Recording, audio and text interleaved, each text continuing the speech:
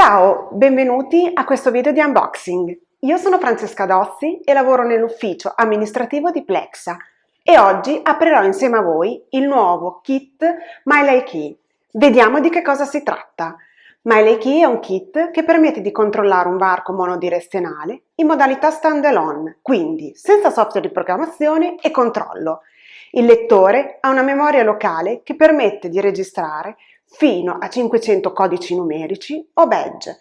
La particolarità di questi dispositivi è che sono al 100% compatibili con gli altri prodotti Plexa evoluti. Sulla confezione abbiamo una prima anteprima del contenuto e vediamo un QR code. Andando ad inquadrare il codice con lo smartphone, verremo reindirizzati ad un corso online di circa 10 minuti in cui spiega come installare e configurare questo kit.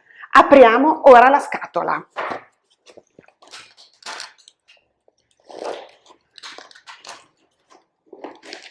Per prima cosa abbiamo le istruzioni con le indicazioni per l'installazione e la programmazione.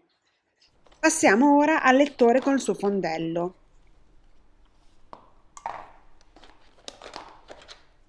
Qui a fianco c'è un sacchettino, all'interno 3 tag già programmati sul lettore.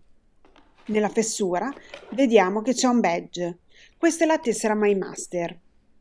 Passiamo ora al secondo livello, questo è il kit con tutte le guarnizioni e i tappi del lettore. Troviamo poi il modulo relè, uno in e uno out, con il kit di soppressione disturbo. Infine i tasselli e le viti per il montaggio. Grazie e a presto!